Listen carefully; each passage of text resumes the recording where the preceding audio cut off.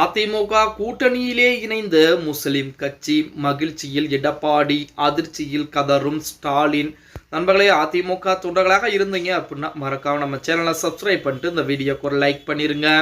2026 சட்டமன்ற தேர்தலை பொறுத்த வரைக்கும் அனைத்திந்திய அண்ணா திராவிட முன்னேற்ற கழகம் மிகப்பெரிய மெகா கூட்டணியை கட்டமைத்து விட்டது அப்படின்னே கூட சொல்லலாம். அந்த கூட்டணியை பொறுத்த வரைக்கும் 2026 தேர்தலிலே வெற்றி கட்சியாக அதிமுக என்பது இருக்க போகிறது. அப்படித்தான் சின்ன சின்ன அமைப்புகளாகட்டும், ஜாதி ரீதி அமைப்புகளாகட்டும், மிகப்பெரிய கட்சிகளாகட்டும் அனைத்தும் அதிமுகவிற்கு தன்னுடைய ஆதரவு நிலைப்பாட்டை வெளிப்படையாகவே அறிவிச்சிருக்காங்க.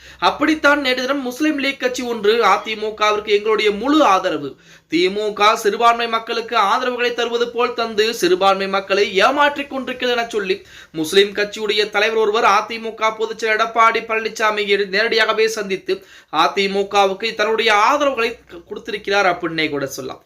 அவர் யார் அப்படின்னு பார்த்தா, தமிழ் மாநில முஸ்லிம் லீக் கட்சி 2026 தேர்தலில் அதிமுகவிற்கு ஆதரவளிப்பதாக அதன் தலைவர் ஷேக் தாவூத் அதிகாரப்பூர்வமாக அறிவித்திருக்கிறார். அதாவது தமிழ் மாநில முஸ்லிம் லீக் கட்சி 2026 தேர்தலில் அதிமுகவிற்கு ஆதரவுகளை அளிப்பதாக அதன் தலைவர் ஷேக் தாவூத் அதிகாரப்பூர்வமாக அறிவித்திருக்கிறார். சிறுபான்மையினர் வாக்கு வங்கியாக மட்டுமே கருதி திமுக ஏமாற்றி வருவதாகவும் மாற்றம் தேவை என்ற நிலைப்பாட்டில் இம்முடிவை எடுத்ததாகவும் விளக்கம் அளித்திருக்கிறார்.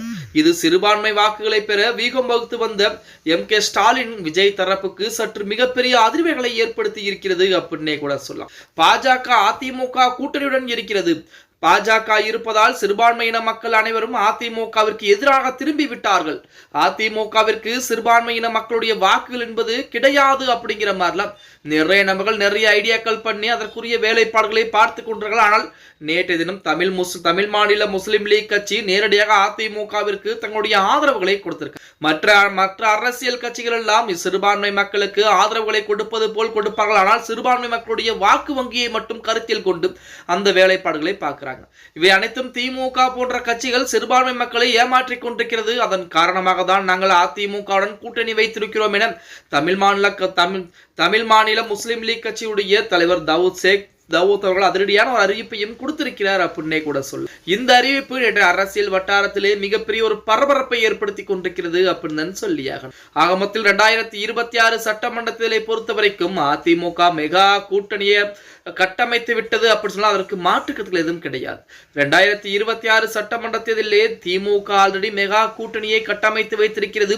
அந்த கூட்டணிக்கு இணையாக அதிமுகவும் புதிய கூட்டணியை உருவாக்கி இருக்கிறது. 2024 எடப்பாடி பழனிசாமியுடன் தேமுதிக மட்டும் இந்த நிலையிலே இப்பொழுது தேமுதிக திமுகவுடன் கூட்டணி என்பது வைத்து விட்டார்கள். ஆனால் தேமுதிக வராதன் காரணமாக பல கட்சிகள் அதிமுகவில் இணைந்திருக்கிறது அப்படின்னே கூட சொல்லலாம். ஓகே காய்ஸ், வீடியோ பிடிச்சிருந்தா மறக்காம லைக் பண்ணிருங்க. அப்படி நம்ம போடக்கூடிய வீடியோ பத்தின கருத்துக்களை கீழே மறக்காம கமெண்ட் பாக்ஸ்ல பதிவு பண்ணுங்க.